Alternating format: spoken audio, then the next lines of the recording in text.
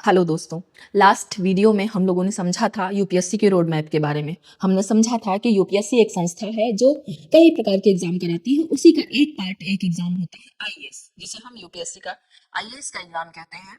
IAS चूंकि UPSC के exam की एक बड़ी पोस्ट होती है, इसलिए उसे आईएएस के नाम से जानते हैं। आज हम उसी आईएएस के सिलेबस के बारे में जानेंगे और आज केवल हम प्रीलिम्स के सिलेबस को जानेंगे और प्रीलिम्स के सिलेबस के लिए क्या स्ट्रेटेजी होनी चाहिए, क्या बुक्स होनी चाहिए और कैसे तैयारी करनी है, हम उसकी जानकारी प्राप्त करेंगे। इसके अलावा लास्ट वीडियो में हमने जो चीज़ें डिस्कस की थी उसी श्रेणी को मैं आगे बढ़ा रही हूँ। तो आज हम जानते हैं यूपीएससी के सिलेबस के बारे में। तो अब स्ट्रैटेजी, रोड मैप, सिलेबस, इससे रिलेटेड आपको वीडियोस की कमी नहीं होगी। हमारी अनवरत श्रेणी इसकी चलती रहेगी, अनवरत वीडियोस आते रहेंगे। तो यूपीएससी सिलेबस डिस्कशन की बात करते हैं हम।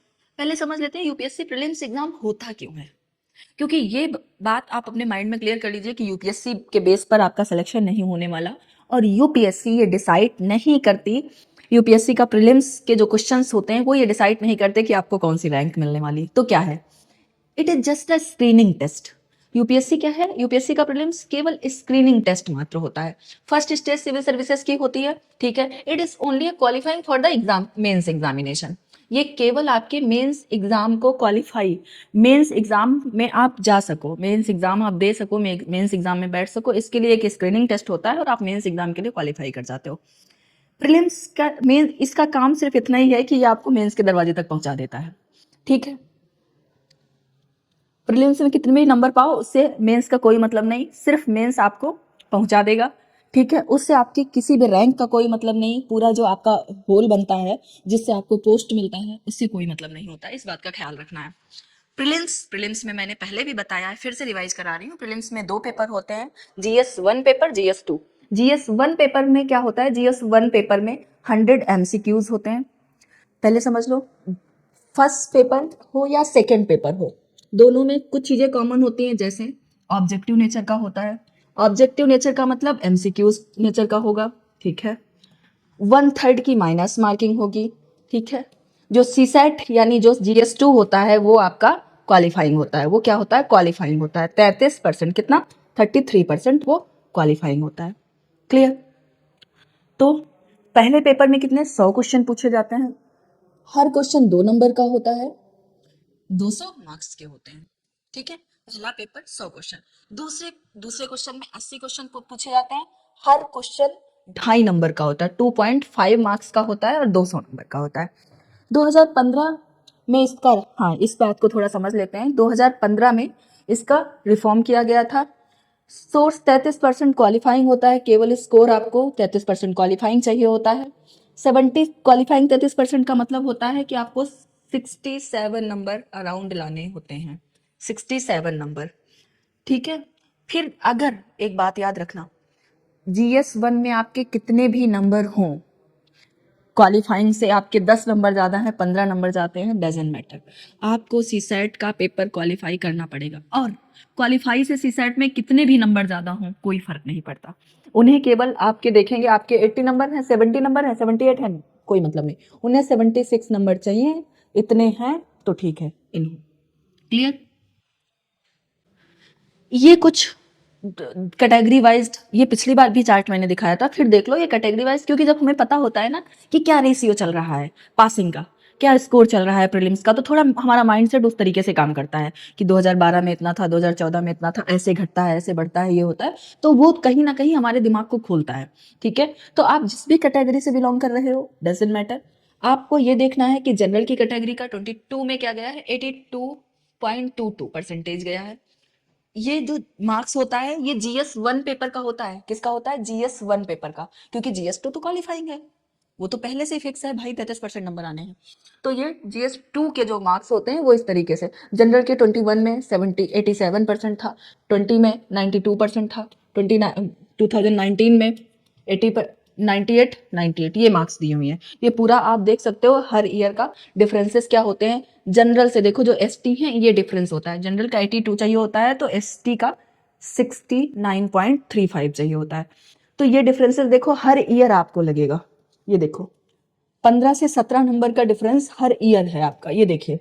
तो इसका मतलब जो भी हमारे दोस्त, हमारी सहेलियां, हमारे फ्रेंड्स SC ST बिलोंग करते हैं वो थोड़ी सी मेहनत कर लें, उनका सिलेक्शन आराम से हो जाएगा। ठीक है, कुछ सुविधाओं की कमी होती है तो अब तो ऑनलाइन हो गया है, आप हमसे जुड़ सकते हो, कमेंट बॉक्स में कमेंट करके बता सकते हो, कोई प्रॉब्लम है डिस्कस कर सकते हो। लेकिन आप देखो कितनी सहूलियत है आपको। देखो ये सब एग्जाम ऐसे होते हैं जहाँ एक एक नंबर की मारामारी होती है, आधे आधे नंबर की मारामारी होती है। अभी मैं आपको बताऊं, PCS का एग्जाम अभी कंडक्ट हुआ है ना, सबको पता है। थोड़ा सा CSAT ना ऐसा ऐसा आ गया, CSAT थोड़ा गड़बड़ सा आ गया है।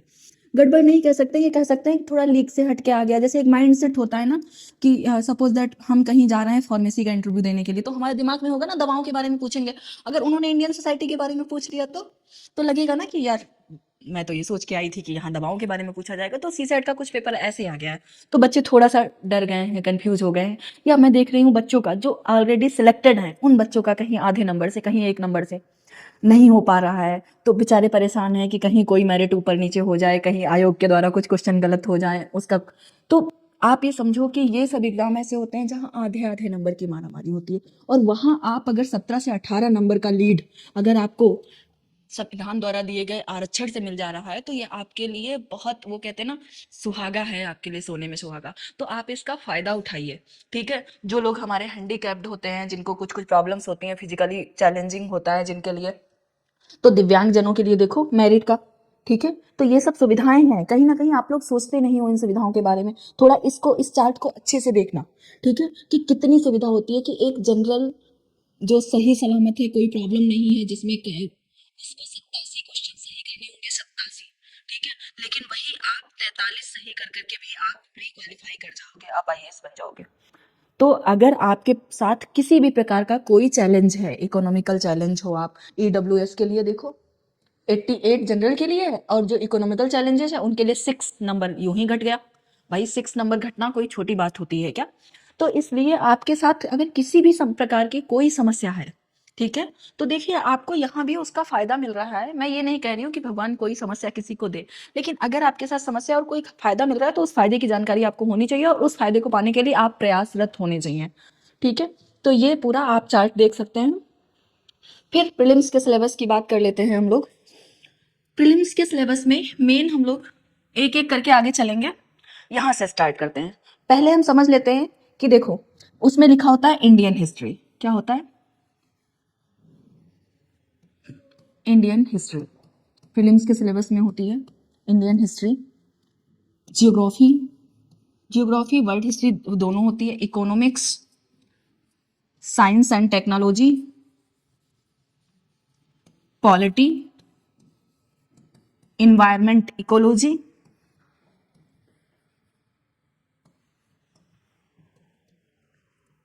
Current affair. अब इसी में थोड़ी थोड़ी चीजें होती हैं। ठीक है, ये इतना पूछते हैं, ये आपका प्रीलिम्स का सिलेबस होता है GS1 पार्ट का। ठीक है, जब हम अभी हमने हिस्ट्री की बात की थी, हिस्ट्री होती है क्या? History of Indian and national movement तक होती है। तो इसको 3 पार्ट में हम डिवाइड करके देख लेते हैं। पहला होता है एंशियंट एंड मिडवल हिस्ट्री। ठीक है, दूसरा होता है modern India in national movement, और art and culture. Art and culture India का। देखो ये तीनों ही हिस्ट्री के ही पार्ट हैं। कभी कभी देखा जाता है कि अगर कुछ करंट से रिलेटेड होता है तो वर्ल्ड हिस्ट्री का भी क्वेश्चन एक दो आ जाता है। ठीक है, इसमें नहीं लिखा, लेकिन आप लोग अपने दिमाग में माइंड मेकअप करिएगा कि वर्ल्ड हिस्ट्री के भी क्वेश्चन अगर वर्ल्ड से होगा तो वो करंट से कोरिलेट करके वर्ल्ड हिस्ट्री का भी क्वेश्चन दे देते हैं। ठीक है, तो इसमें जब हम हिस्ट्री की बात करते हैं तो हिस्ट्री अब लोगों के दिमाग में आता है कितनी हिस्ट्री। भाई हिस्ट्री तो बहुत बड़ी है कि जब से दुनिया का उदय हुआ है तब से भारत में जो जो चीजें चलती घटित आती रही, हिस्ट्री पढ़ना वहीं से पड़ता है। हड़प्पा सभ्यता से हम शुरुआत करते हैं, बल्कि और पूरा पाषाण की तरफ चले जाते हैं। ठीक है, तो हम पाषाण काल से शुरुआत करते हैं, पत्थरों के युग से, और ये हिस्ट्री। लेकिन सिलेबस डिफाइन है, इसलिए डरने की जरूरत नहीं है। ठीक है, और उससे ज्यादा जो हेल्प करते हैं वो आपके लास्ट ईयर के क्वेश्चंस करते हैं।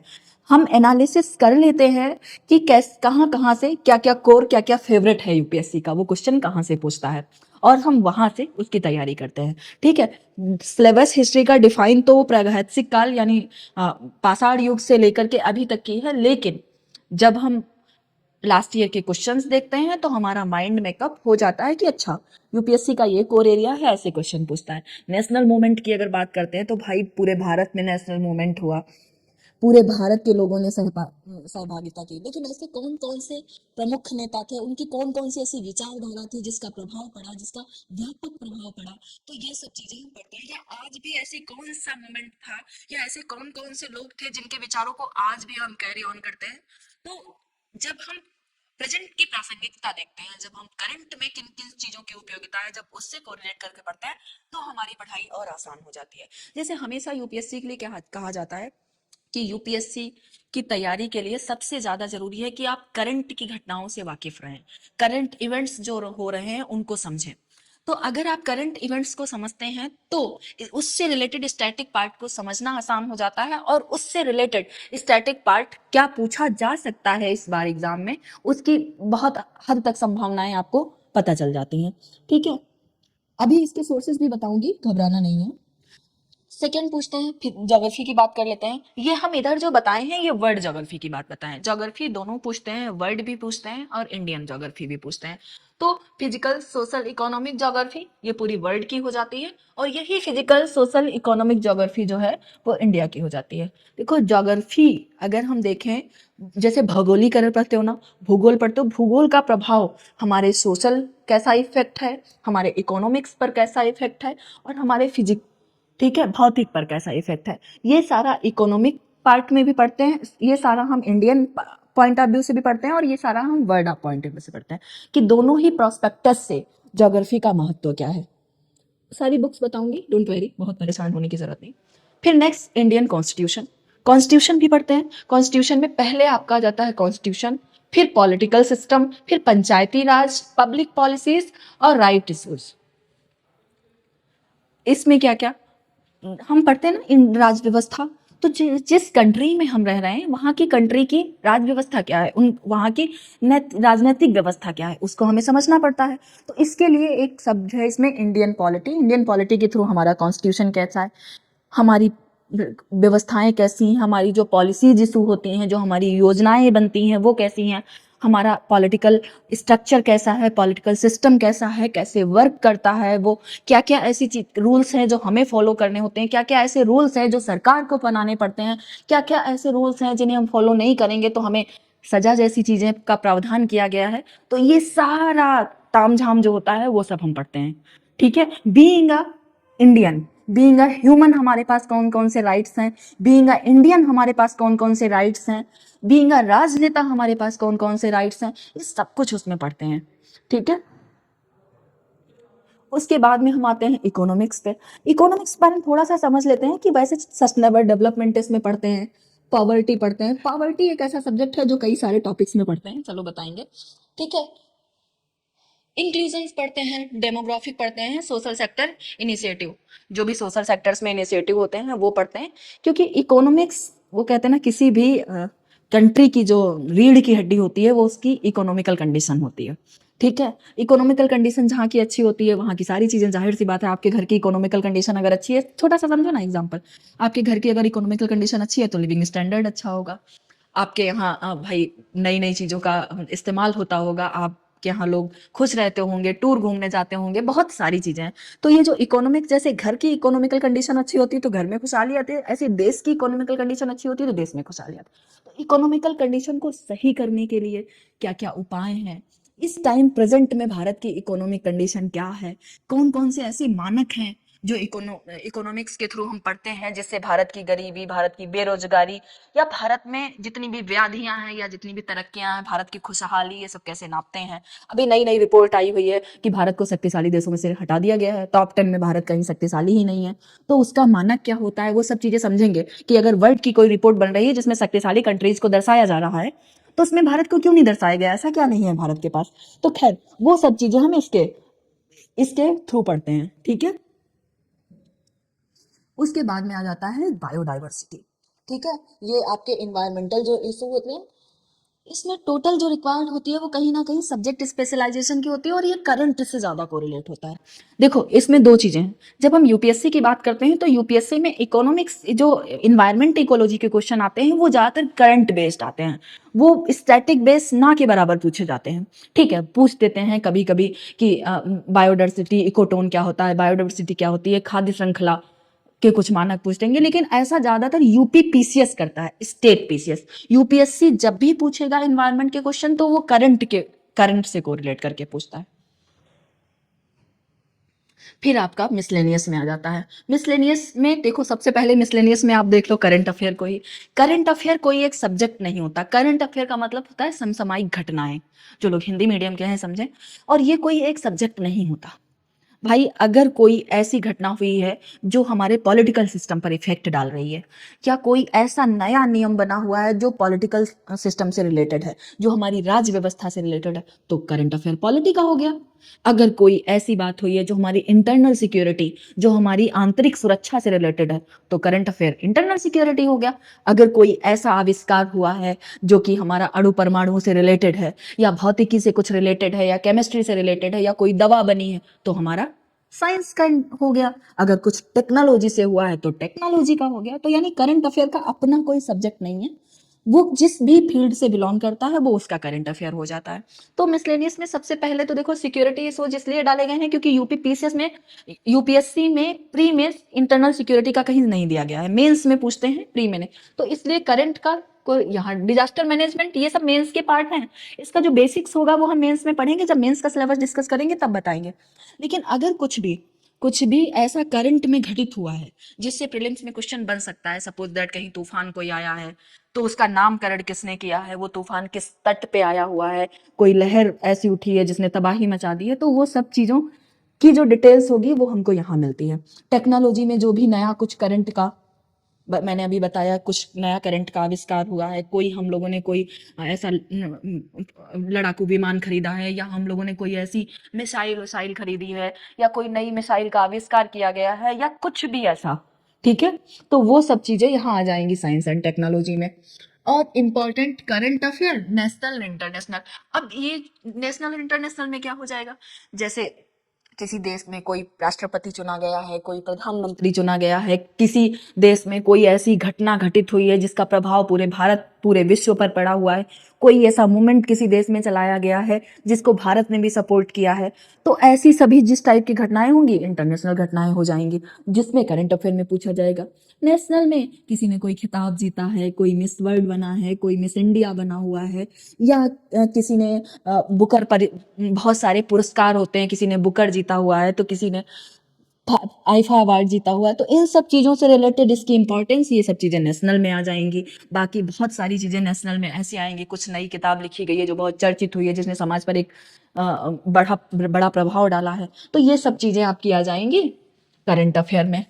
अब कहानी शुरू होती है कि इसे तैयार कैसे किया जाए। हो तो सारी चीजें गई, अब ये सब तो हो गया कि भाई, लेकिन भी पढ़ा कहाँ जाए, सोर्स कहाँ से हो, क्योंकि अगर हम मार्केट में उतरते हैं तो देखते हैं भंडार लगा है सोर्स का। कोई बच्चा तैयारी करने वाला नया नया होता है, वो सबसे पूछता है किताबें बता दो, किताबें बता दो, सब कोई अपनी अपनी पसंद की किताबें बताता है। एक टाइम आता है कि बच्चे का घर लाइब्रेरी बन जाता है, उसका रूम पूरा किताबों से भरा होता है। तो सोर्स के बारे में सबसे ज्यादा जरूरी है क्या नहीं पढ़ना है, और जो पढ़ना है वो 100% पढ़ना है, ठीक है। किसी भी चीज को वो कहते हैं ना कि आप एक किताब पढ़ो, एक किताब को 100 बार पढ़ डालो, 100 किताबें पढ़ने की जरूरत नहीं है। तो इसके लिए अब ये तो अभी हम लोगों ने पढ़ लिया। अब इंडियन पॉलिटी और गवर्नेंस, जो इसमें फर्स्ट जो पॉलिटी का पोर्शन पूछा जाता है उसके लिए क्या है।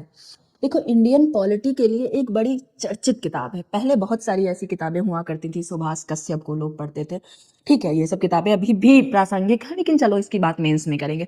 जो प्रीलिम्स के लिए किताब सबसे ज्यादा जरूरी होती है, एनसीईआरटी को तो आप हर जगह कैरी करो, एनसीईआरटी। लेकिन एक बात याद रखना, एनसीईआरटी जो है, जैसे सभी लोग कहते हैं ना कि एनसीईआरटी को 6 to 12 एनसीईआरटी पढ़ो, 6 to 12 पढ़ने की जरूरत नहीं है, वो इतना बोझ लगाने की जरूरत नहीं है। जब एनसीईआरटी की बात करते हो तो 9th की एक वर्किंग की एनसीईआरटी है, वो आप ले सकते हो, 9th की एनसीईआरटी को कैरी करो।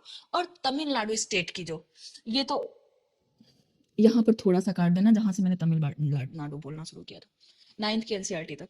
तो एक तो लक्ष्मीकांत बाबा, बहुत अच्छी किताब है, हर लाइन हर शब्द इंपॉर्टेंट है, ठीक है। तो लक्ष्मीकांत को आप कैरी कर सकते हो। लक्ष्मीकांत इस पॉइंट ऑफ व्यू से भी बहुत अच्छी है कि समझने में बहुत आसानी है, बेसिक की बेसिक है और एडवांस की एडवांस। मैं बिल्कुल नहीं कहती कि लक्ष्मीकांत मेंस के लिए सफिशियंट है, लेकिन लक्ष्मीकांत प्रीलिम्स के लिए सफिशियंट है। प्रीलिम्स में लक्ष्मीकांत आपको समझने में भी आसानी होगी। लक्ष्मीकांत के साथ साथ कोई चीज अगर स्किप हो रही है लक्ष्मीकांत से, सपोज दैट कोई बुकैब समझ नहीं आ रहा है, एक बात याद रखना, हर सब्जेक्ट, चाहे वो पॉलिटी हो, चाहे हिस्ट्री हो, चाहे ज्योग्राफी हो, चाहे इकोनॉमी हो, चाहे साइंस हो, ये सारे सब्जेक्ट अपने आप में कुछ कुछ वोकैबलरी, कुछ कुछ शब्दकोश कैरी करते हैं। हर सब्जेक्ट का अपना शब्दकोश होता है, अपनी वोकैब्स होती हैं। वो आपकी किसी भाई सब्जेक्ट के हिसाब से किसी में 200 इंपॉर्टेंट वोकैब्स हो सकती हैं, किसी में हो सकता है 150 ही हो, किसी में हो सकता है 250, लेकिन वो वोकैबलरी बहुत इंपॉर्टेंट होती है। आपने एक बात सुनी होगी नॉर्मली, जब किसी के सामने आंसर लिख के ले जाओ तो वो कहता है, पलटे का कहेगा ये पॉलिटी का आंसर नहीं है, ये राज व्यवस्था जैसा आंसर नहीं लग रहा, बड़ा साधारण सा लिखा है। जबकि आपने बात पूरी अपनी कही होती है, लेकिन फिर भी सामने वाला खट से कह देता है ये ज्योग्राफी का आंसर नहीं लग रहा है, बड़ा सामान्य सा आंसर लिखा है। उसका कारण होता है आपने अपनी बात तो कह डाली, लेकिन जो लैंग्वेज थी, जो ज्योग्राफी की लैंग्वेज थी, जो उसकी बुकैब्स थी, उसको आपने कैरी नहीं किया। जैसे प्रशासनिक लैंग्वेज सुने हो ना, तो ऐसे ही हर सब्जेक्ट की लैंग्वेज होती है, तो उस लैंग्वेज में उन बुकैब्स को आपने कैरी नहीं किया, इसलिए उसने पूरा आंसर काटा और कहा बहुत सामान्य सा आंसर है। ठीक है, तो इसलिए जब अगर कोई बुकैब समझ नहीं आ रही है तो इसके लिए एनसीईआरटी बहुत अच्छा तरीका है। हर बुकैब्स को समझने के लिए, चाहे वो पॉलिटी हो, चाहे वो हिस्ट्री हो, चाहे ज्योग्राफी की हो, आप एनसीईआरटी जरूर पढ़ें। ठीक है, तो इसमें एनसीईआरटी और इंडियन पॉलिटी, दो बुक्स आपके पॉलिटी प्रीलिम्स के लिए सफिशिएंट है। कौन कौन सी? एनसीईआरटी। एनसीईआरटी भी किसकी? 10th 11th की। किसकी? 11th की। हाँ, 11th की थोड़ी टफ लगे तो आप 10th और 9th की लेके चल सकते हैं, इसमें कोई दो राय नहीं, 10th और 9th की, वरना 11th की ज्योग्राफी और साथ में आप लक्ष्मीकांत पढ़ सकते हैं, ये आपके लिए सफिशियंट होगा। ठीक है, एंशियंट और मिडवल को देख लेते हैं। इसमें मॉडर्न की बात नहीं कर रही हूं मैं, एंशियंट और मिडवल। एंशियंट और मिडवल हिस्ट्री में तमिलनाडु स्टेट बोर्ड की एनसीईआरटी है, उसे एनआईवीएस के नोट्स ये कैरी कर सकते हैं, एनआईवीएस के नोट्स और तमिलनाडु बोर्ड की एनसीईआरटी। एक बात समझो, एंशियंट और मिडवल यूपीएससी में क्वेश्चन पहली बात बहुत कम पूछते हैं, दूसरी बात आज तक का रिकॉर्ड रहा है जितने क्वेश्चन पूछते हैं वो ना जाने कहाँ से ढूंढ के लाते हैं। देखो, पेपर 3 स्टेज में बनता है, यहाँ मैं अपनी बात को रोक करके एक बात बताना चाहूंगी, पेपर जो है हमेशा 3 स्टेज में बनता है। ठीक है, एक होता है जनरल सा, एक होता है बहुत आसान। ठीक है, बहुत आसान, एक 8th 9th का बच्चा देखेगा और उसको 5-10 क्वेश्चन यूपीएससी में समझ में आ जाएगा, उसमें यूपीएससी तो बहुत आसान है। मैं जब 9th में पढ़ती थी, कोई भैया मेरे यूपीएससी का पेपर दिए थे, तो वो रखे आके, तो 9th में थी मैं, 3-4 क्वेश्चन मुझसे यूपीएससी के हो गए, 3-4 क्वेश्चन बड़े आसान आसान से हो गए मेरे मुझसे। अरे मजा आ गया एकदम, अरे आईएएस का पेपर है, 3-4 क्वेश्चन मैंने सॉल्व कर दिया, अभी तो मैं 9th में हूँ। तो एक पेपर वो होता है जो बहुत आसान होता है, एक पेपर होता है जनरल सा, ठीक है, और एक होता है टफ। ठीक है, ये पेपर ऐसा होता है टफ वाला जो किसी से नहीं होता।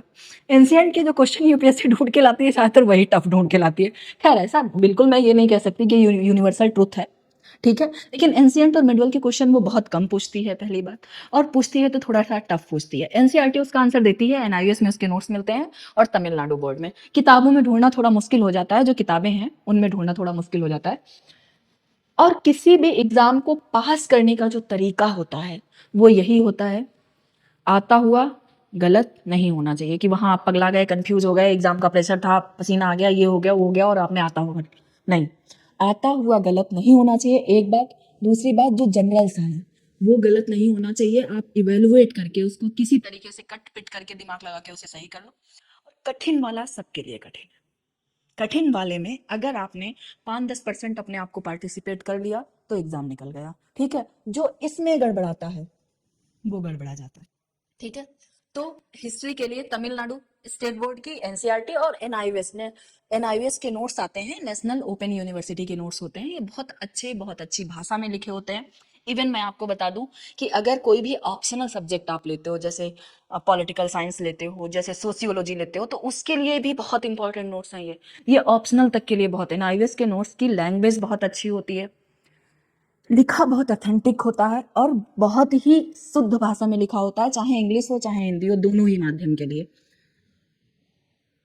उसके बाद में मॉडर्न हिस्ट्री पर आ जाते हैं। मॉडर्न हिस्ट्री के लिए आप बिपिन चंद्रा की ओल्ड एनसीईआरटी जो है, बिपिन चंद्रा की ओल्ड एनसीईआरटी उसे कैरी कर सकते हैं।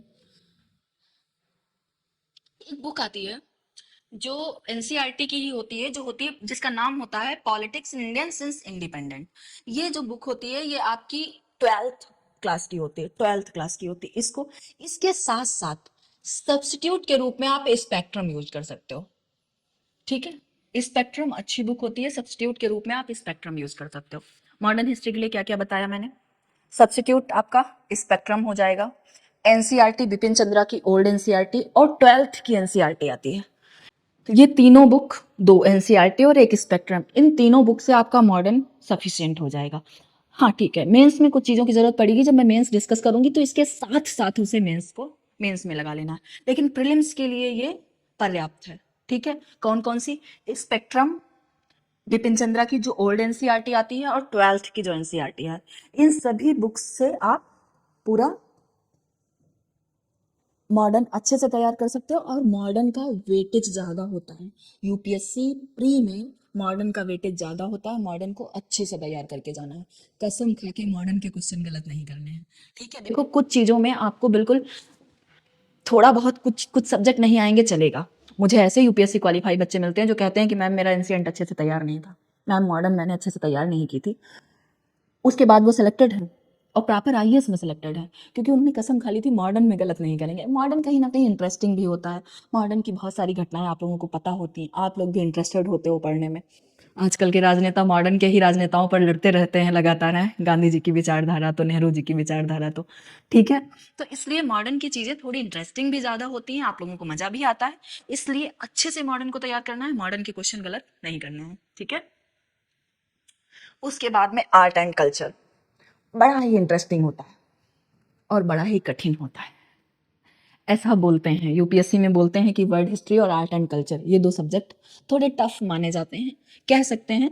तो आर्ट एंड कल्चर एक्चुअली है क्या? आर्ट एंड कल्चर का एक कोई टाइम पीरियड नहीं है। कठिन चीज़ें कब होती हैं? जब बहुत बड़ी हो जाती हैं, जब समझ नहीं आता कि अच्छा ये पार्ट पढ़ लूँ कि ये पार्ट पढ़ लूँ, तब वो कठिन हो जाती हैं। वर्ल्ड हिस्ट्री भी ऐसे ही है, इसीलिए आर्ट एंड कल्चर। देखो मॉडर्न, जब हमने कहा मॉडर्न तो मॉडर्न को कैटेगराइज कर दिया गया, जब हमने एंशियंट की बात की एंशियंट कैटेगराइज कर दिया, लेकिन जब मैं आर्ट एंड कल्चर की बात कर रही हूँ तो इसे कैटेगराइज नहीं कर सकते। क्यों? क्योंकि ऐसा तो नहीं कह सकते कि एंशियंट में कोई आर्ट एंड कल्चर नहीं था उनका, ऐसा नहीं कह सकते कि मिडवल का आर्ट एंड कल्चर नहीं था, मुगल काल का आर्ट एंड कल्चर नहीं था, और ऐसा भी नहीं है कि आधुनिक मॉडर्न इंडिया का आर्ट एंड कल्चर नहीं था। तो आर्ट एंड कल्चर की बात आ गई तो पूरा ancient, medieval, modern, even world भी, इसलिए थोड़ा सा कठिन आता है। तो इसके लिए क्या करेंगे, फाइन आर्ट की एक एनसीईआरटी आती है, इसे पढ़ना है, बड़ा चित्र बना बना के अच्छा सा समझाया गया है, तो फाइन आर्ट की एनसीईआरटी ले सकते हैं। इंडियन आर्ट एंड कल्चर, ये नितिन सिंघानिया की एक बुक आती है एक्चुअली।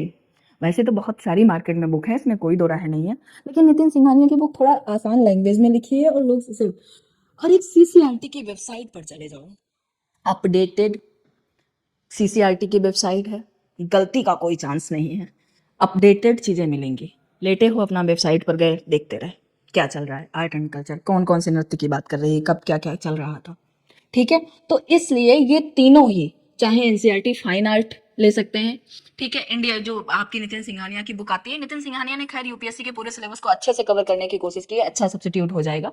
कुछ कुछ चीज़ें टफ हैं तो वो आपको यहाँ एनसीईआरटी और सीसीईआरटी की वेबसाइट से कवर हो जाएंगी। आर्ट एंड कल्चर के लिए ये प्री और मेंस दोनों के लिए सफिशिएंट है, हालांकि मैं मेंस में भी बताऊंगी, लेकिन मेंस के लिए कुछ भी अलग से नहीं इसमें करना होगा, अलग से बस लास्ट ईयर के क्वेश्चंस पढ़ने पड़ते हैं। लास्ट ईयर जो मेंस के क्वेश्चन आए हैं और मार्केट में बहुत सारे उसके मॉडल आंसर उपलब्ध हैं, या आकार की वेबसाइट पर जाकर के आप मॉडल आंसर देख सकते हो सारे। आकार की जब वेबसाइट पर जाओगे तो उसके सिलेबस डिस्कशन, इससे रिलेटेड जो भी सोर्सेस हैं, इससे रिलेटेड जो भी प्री मेंस के क्या क्या सोर्सेस होने चाहिए, उनके कैसे क्वेश्चंस आए हैं, क्वेश्चन का डिस्कशन सब कुछ पड़ा हुआ है। ठीक है, उसके बाद में इकोनॉमिक्स, उसके बाद में क्या आती है, इकोनॉमिक्स। ठीक है, इकोनॉमिक्स के लिए 11th 12th की मैक्रो की, देखो यूपीएससी में माइक्रो इकोनॉमी नहीं पूछी जाती है, या ना के बराबर क्वेश्चन होते हैं, जो भी जो मेन है वो मैक्रो इकोनॉमी है। कौन सी है? Macro economy. तो 11th 12th में मैक्रो इकोनॉमी की बुक आती है, ये एनसीईआरटी के थ्रू। ठीक है, इंडियन इकोनॉमी एक रमेश सिंह की बुक आती है, ज़्यादातर लोग इसे ही पढ़ते हैं, ठीक भी है, अच्छी भी है। एनसीईआरटी आप पढ़ रहे हो, अगर एनसीईआरटी आपको अच्छे से समझ आ रही है तो आपको कोई और बुक लेने की ज़रूरत नहीं है, क्योंकि इकोनॉमिक्स करंट अफेयर से पूछते हैं, उसके लिए आपको करंट अफेयर और न्यूज़पेपर फॉलो करना पड़ेगा। अभी न्यूज़पेपर पढ़ाऊंगी, टेंशन मत लो न्यूज़पेपर के लिए। रमेश सिंह की बुक को आप रख सकते हो, ठीक है, सब्स्टिट्यूट के रूप में।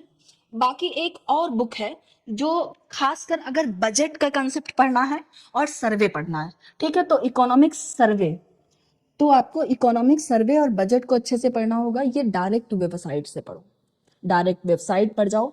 जब आपने यहाँ पर एनसीईआरटी पढ़ रखी होगी, अगर आपने बुक पढ़ी रमेश सर की तो रमेश सिंह वाली बुक पढ़ रखी होगी, उसके बाद में आपको बजट और इकोनॉमिक सर्वे समझने में आसानी होगी।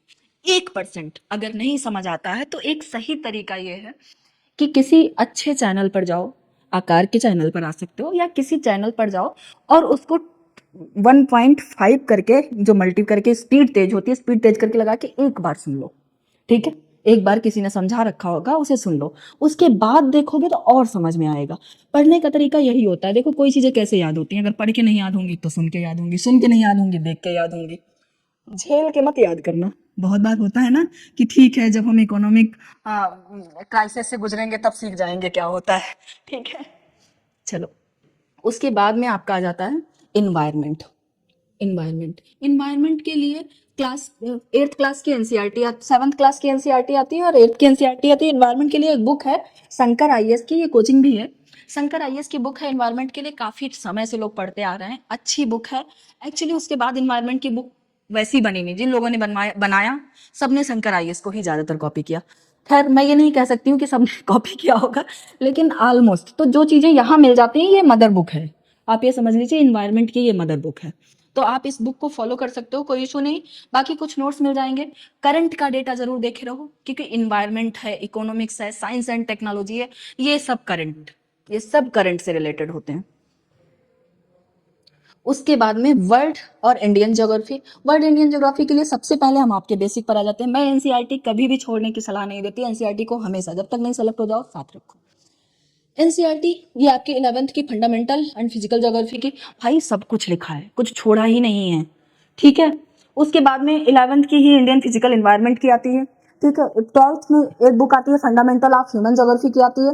ह्यूमन ज्योग्राफी में सब कुछ दे दिया है, कुछ भी नहीं छोड़ा, कोई और बुक की जरूरत नहीं पड़ती, ठीक है। इसके बाद सीधा क्वेश्चन उठाओ, इसके बाद क्वेश्चन उठाओ, ठीक है। और एनसीईआरटी की 12th की आती है पीपल एंड इकोनॉमी, ठीक है। ये जो बुक्स है ना, ये जो बुक लिस्ट है ना ज्योग्राफी की, पूरी ज्योग्राफी है इसमें। इसके बाद भी अगर आपको लगता है कि भाई एनसीईआरटी से कुछ नहीं होगा, तो जीसी लियोंग की एक बुक आती है, सीबीएसई बोर्ड की होती है, जीसी लियोंग की, वो बुक आप कैरी कर सकते हो, सब्स्टिट्यूट हो सकती है। लेकिन एक बात समझो, ये आपको बताएगा कि पहाड़ कैसे बनते हैं, चट्टान कैसे बनती है, ये आपको बताएगा हवाएं कैसे चलती हैं, क्यों हवाएं गर्म होती हैं, क्यों हवाएं ठंडी होती हैं, और वो बताएगी कहाँ कहाँ गर्म हवाएं चलती हैं, कहाँ कहाँ गर्म धारा है, चट्टान कहाँ है, कैसी चट्टान कहाँ है, परतदार कौन सी चट्टान है, यही डिफरेंस। इसमें ये पूरा प्रोसेस की बात करता है, उसमें सिर्फ ये बता देता है, अच्छा ठीक है, समझ गए। तो इसलिए वो उसको एज अ सब्स्टिट्यूट यूज कर सकते हो जीसी लियोंग को, ठीक है। बाकी कई सारी बुक आती हैं हिंदी मीडियम में, जो भी कई सारी बुक आती हैं, आप लोग देख सकते हो, लेकिन आधार यही है, बेसिक यही है। अगर ये आपका अच्छे से तैयार है तो ही आगे चीजें समझ पाओगे, क्योंकि जिसने भी बुक लिखी है ना, यहीं से लिखी है। ये आप समझिए हर ज्योग्राफी की बुक की मदर है ये एनसीईआरटी, कोई बुक ऐसी हो ही नहीं सकती जो इससे बाहर गई हो। और चूंकि ये गवर्नमेंट की होती है, सस्ती भी पड़ती है, हर जगह इंडिया में हर बच्चे के साथ इजिली अवेलेबल है।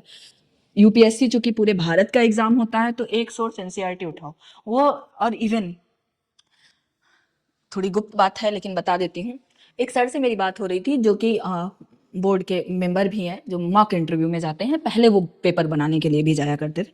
तो उन्होंने बताया कि पल्लवी आज भी अगर हमें पेपर बनाना होता है, हेल्प लेनी होती है, तो सीधा एनसीईआरटी का, हम लोग जब वहां जाते हैं तो हम लोग को एनसीईआरटी का पूरा मिल जाता है बन करके, और एनसीईआरटी ही पलटते हैं, ठीक है। तो एनसीईआरटी आज भी यूपीएससी के लिए बहुत इंपॉर्टेंट, क्योंकि ये बेसिक है। और यूपीएससी के सिलेबस में हर जगह ये डिफाइन है, जनरल स्टडीज मतलब सामान्य अध्ययन। वो पूछ ही नहीं रहे बहुत गूढ़ अध्ययन, पूछ ही नहीं रहे, आप पढ़ो ये आपकी प्रॉब्लम है। उन्होंने तो सीधा सीधा सिलेबस में बड़ा बड़ा लिखा है सामान्य अध्ययन। भाई उन्हें सामान्य अध्ययन चाहिए, सबकी सामान्य जानकारी, पॉलिटी की सामान्य जानकारी, हिस्ट्री की सामान्य जानकारी, इकोनॉमिक्स की सामान्य जानकारी। बाकी इंडियन स्टैटिक वाले बैठे हैं ना आपका सब कुछ करने के लिए। आपको तो भाई आईएएस बनना है, तो आप जो वो कहते हैं ना आईईएस की तैयारी होती है, तो वो बैठे हैं, वो करेंगे ना। हिस्ट्री के लिए बहुत गूढ़ विज्ञान के लिए पीएचडी कर रहे हैं ना लोग, एक एक टॉपिक पर 5-5 साल मेहनत कर रहे हैं ना। आपको केवल सामान्य जानकारी चाहिए, ठीक है। तो सामान्य जानकारी जितनी बेहतर, जितनी बढ़िया तरीके से हमको एनसीईआरटी दे सकती है, कोई और बुक नहीं दे सकती। इसलिए एनसीईआरटी को आप भी अपनी सक्सेस की मदद बना लो, ठीक है। उसके बाद में, हाँ, अभी मैंने इसमें बात नहीं की करंट अफेयर की, इसी पर बात कर लेती हूँ। करंट अफेयर, देखो एक बार मैं बोल चुकी आपसे कि करंट अफेयर कोई एक वर्ड नहीं है, करंट अफेयर कोई एक सब्जेक्ट नहीं है, ठीक है। कोई एक सब्जेक्ट नहीं है करंट अफेयर की मैं कह दूं, ठीक है, कि मैं कह दूं कि ये वाला सब्जेक्ट पढ़ डालो करंट अफेयर तैयार हो जाएगा। करंट अफेयर एक ऐसा सब्जेक्ट है कि जिस दिन से आप सोचना शुरू करोगे ना कि आपको यूपीएससी क्वालिफाई करना है, उस दिन से न्यूज़पेपर उठाओ। मैं मानती हूँ कि न्यूज़पेपर इतनी आसान चीज नहीं कि 2-4 दिन पढ़ोगे और समझ आ जाएगा। क्यों? क्योंकि न्यूज़पेपर में ना एक एक वो पीढ़ी चलती है, न्यूज़पेपर की भी पीढ़ी होती है। किसी एक चीज के लिए आज बात की गई है, उसकी थोड़ी चीज के लिए कल बात की जाएगी, फिर उसके अगले स्टेप की बात 3 दिन बाद की जाएगी। तो अब पता चला आपने तीसरे दिन से न्यूज़पेपर शुरू किया, तो आपको पल्ले ही नहीं पड़ेगा ये कह क्या रहा है। लेकिन जब आप पढ़ते जाओगे और आप 7वें दिन देखोगे कि ये तो वही बात है जो तीसरे दिन की गई थी, ये तो उसी के आगे की बात है, तो आपको समझ आने लगेगा, कड़ी से कड़ी मिलने लगेगी। न्यूज़पेपर तब समझ में आएगा, एक बात। दूसरा, न्यूज़पेपर, इसमें कोई दो राय नहीं है कि न्यूज़पेपर कोई भी हो। जैसे कहते हैं लोग कि एक काम करो, द हिंदू टफ होता है, इंडियन एक्सप्रेस पढ़ लो, जनसत्ता टफ होता है, दैनिक जागरण पढ़ लो। लेकिन न्यूज़पेपर सारे ही थोड़े से टफ ही होते हैं और होने भी चाहिए। पहली बात, वो बोलचाल की भाषा में नहीं लिखे होते, वो सब्जेक्टिव लैंग्वेज में लिखे होते हैं। अगर कोई भी करंट, कोई भी इवेंट अगर पॉलिटी से रिलेटेड होगा तो वो पूरा आर्टिकल उसी लैंग्वेज में लिखा होगा, तो वो आपको समझना पड़ेगा। अगर कोई भी इवेंट हमारे भौगोलिकरण से संबंधित होगा तो पूरा उसी बुकैब्स को कैरी करके लिखा होगा, तो वो समझना पड़ेगा। और हम लोग क्या, हम लोग हिंदी बोलते हैं, हम लोग इंग्लिश बोलते हैं, लेकिन क्या सच में देखा जाए तो हम हिंदी की मूल लैंग्वेज का यूज करते हैं या इंग्लिश की मूल लैंग्वेज का यूज करते हैं? हम लोग तो बस बोलचाल की भाषा बोलते हैं कि एक दूसरे को समझ में आ जाए। तो कहीं ना कहीं न्यूज़पेपर टफ होता है, लेकिन एक बार न्यूज़पेपर पढ़ने लगोगे तो न्यूज़पेपर नशा है, फिर ये ऐसा नशा लग जाएगा कि आप सेलेक्ट हो जाओगे उसके बाद भी सबसे पहले न्यूज़पेपर देखो बैठ करके चेयर पे। तो न्यूज़पेपर न्यूज़पेपर क्या क्या देता है आपको, फायदे क्या हैं? देखो, करंट अफेयर जब हम यूपीएससी के प्री या मेंस किसी की भी बात करें, even interview also, personality test जो लास्ट में होता है उसकी भी बात करें, अगर किसी की भी बात करते हैं, तो मैं ये कह सकती हूँ कि 45 से 50% यानी 45 से 50% तक जो रोल होता है वो न्यूज़पेपर का होता है। कैसे? अगर वो पॉलिटी से कोई क्वेश्चन पूछ रहे हैं और उसे करंट से जोड़ दे रहे हैं, तो जो किताबें हमने आपको एनसीईआरटी बताई उसमें तो ना मिलेगा आपको। अगर करंट की कोई घटना होगी तो कहाँ मिलेगी? न्यूज़पेपर से मिलेगी। तो ये हो गया, मतलब कोई भी सब्जेक्ट पूछेंगे, कोई बाउंडेशन नहीं है इस बात के लिए कि फर्स्ट पेपर में करंट तो पूछेंगे नहीं, सेकंड पेपर में तो करंट पूछेंगे नहीं, मेंस में तो करंट इस पेपर में आने की कोई संभावना नहीं है। बिल्कुल ऐसा नहीं है, ठीक है।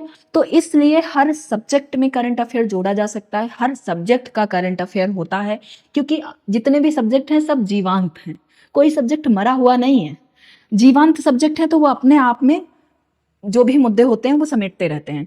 भाई इंडियन सोसाइटी की बात करें तो इंडियन सोसाइटी में जो जो चीज़ें चेंजेस हो रही हैं, जैसे अतुल सुभाष वाला केस हुआ, इंडियन सोसाइटी की ही तो बात है वो। ऐसी क्या क्या भाई, और इंडियन सोसाइटी के साथ साथ वो राज व्यवस्था को भी इंगित करता है कि भारत के ऐसे कौन कौन से नियम कानून हैं जो आदमियों को इस तरीके से परेशान कर रहे हैं कि उनको सुसाइड करने की जरूरत पड़ जा रही है। तो वो दहेज प्रथा वाले कानून को भी इंगित करता है। फिर वो इंडियन सोसाइटी का ऐसा कल्चर क्यों है, विवाह का ऐसा सिस्टम क्यों है। तो उस अतुल सुभाष वाला एक केस हुआ, लेकिन पूरी सनसनी मच गई, हर सब्जेक्ट में सनसनी मच गई। जब आज एक पुरुष जो है एक महिला से प्रताड़ित होकर के सुसाइड किए ले रहा है, तो कहीं ना कहीं ये भाई हमारे इंडियन सोसाइटी के, इंडियन कल्चर के, इवन भारतीय राज्य व्यवस्था के, इन सब चीजों का फेल्यूर है। तो वो कहीं ना कहीं सब चीजें से इंगित करता है। आप किसी भी चीज को, जो नए नए नियम आते रहते हैं समाज में, किस तरीके से वो हमारी कम्युनिटी को, हमारे लोगों को प्रभावित करते हैं, अच्छे या बुरे रूप में। प्रभाव हमेशा बुरा नहीं होता, जब भी हम कहते हैं प्रभावित हो गए, तो प्रभावित का मतलब अच्छा भी होता है, ठीक है। तो इसलिए करंट अफेयर का रोल जो है वो हर सब्जेक्ट में, हर पेपर में, हर कदम पर जरूरी है।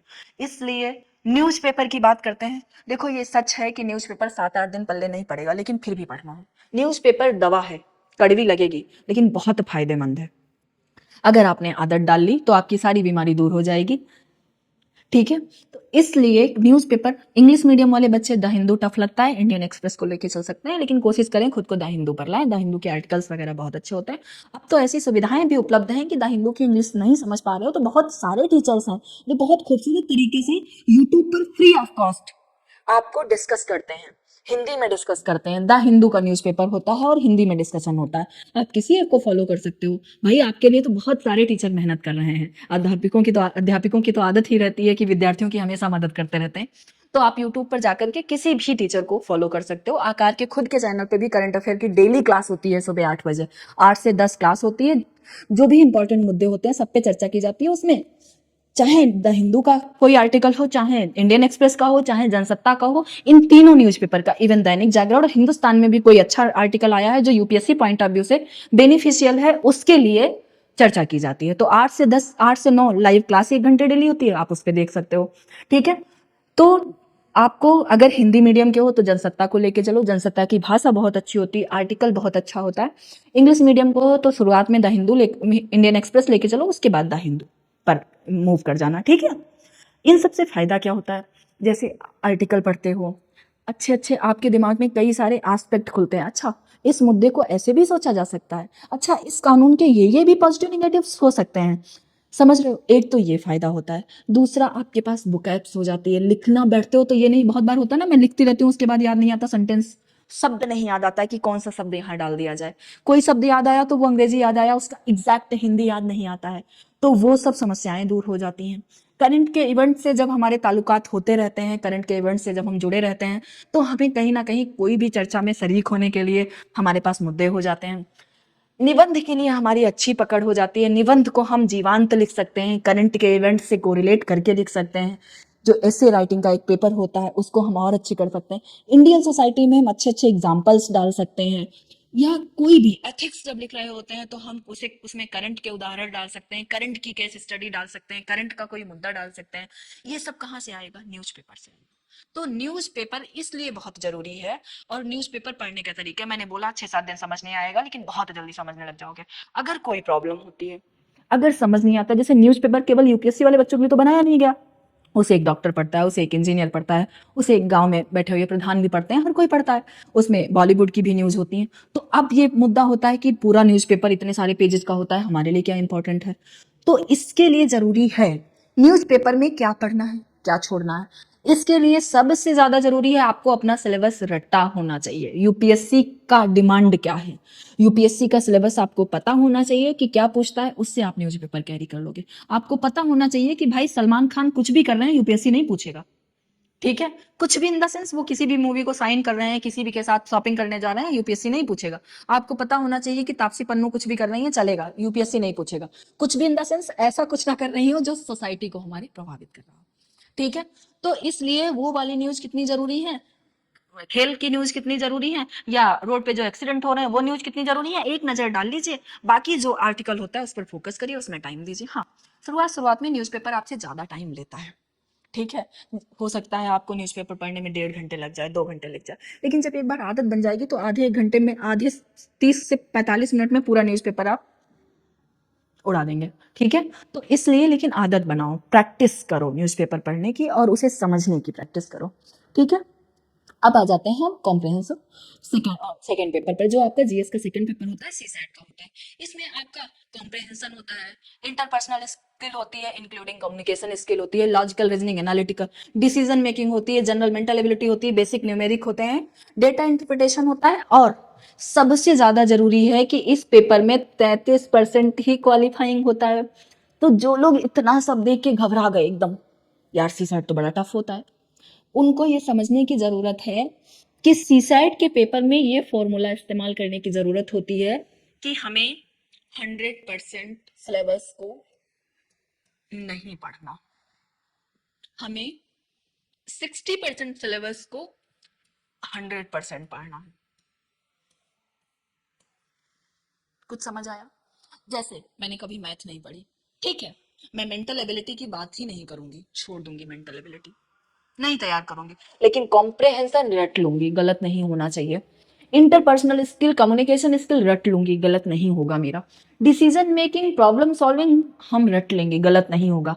बेसिक न्यू में आता है तो ठीक है, नहीं आता है तो कोई बात नहीं। डेटा पर्सनल स्किल में कहीं ना कहीं थोड़ी मैथ होगी, वो मैं नहीं कर पाऊंगी, कोई बात नहीं है, लेकिन ये 3-4 पार्ट मैं रट लूंगी, इन्हें गलत नहीं करूंगी, बात खत्म। ठीक है, कोई बच्चा मैथ से रहा है, उसे नहीं समझ में आता कम्युनिकेशन स्किल क्या पूछ रहा है क्या नहीं पूछ रहा है, इंटरपर्सनल स्किल अच्छी नहीं है, ठीक है, छोड़ दो इसे। फिर याद रखो कि डेटा इंटरप्रिटेशन के जो क्वेश्चंस आते हैं गलत नहीं होने चाहिए, बेसिक न्यूमेरिक के क्वेश्चन गलत नहीं होने चाहिए, मेंटल एबिलिटी के क्वेश्चन गलत नहीं होने चाहिए।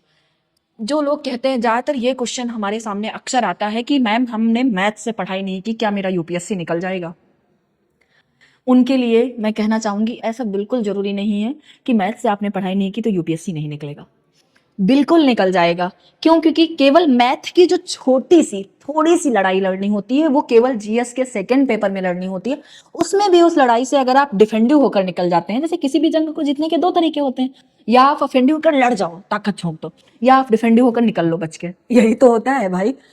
वो कहते हैं ना, कृष्ण जी ने दोनों तरीके बताए हैं, उन्होंने रण छोड़ना भी बताया है और युद्ध करना भी बताया है। तो देख लो, यहाँ रण छोड़ के भागना है तो भाग लो, युद्ध करना है तो कर लो।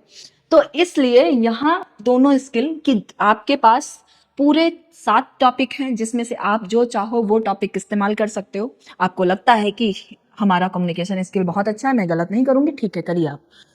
इस बात का ख्याल रखो, 33% ही क्वालिफाई होती, ज्यादा लाके करेंगे क्या? सपोज दैट सब इसमें 76 नंबर की जरूरत होती है, 67 नंबर की, अगर आप 78 नंबर ले जाते हो, 67 नंबर की जरूरत होती है, सॉरी 76 नहीं 67, तो अगर आप 78 नंबर ले आओगे तो क्या होगा उससे? ऐसा तो नहीं कि आपको मेंस नहीं देना पड़ेगा, डायरेक्ट इंटरव्यू में पहुंच जाओगे, तो इसलिए बहुत व्यर्थ होने।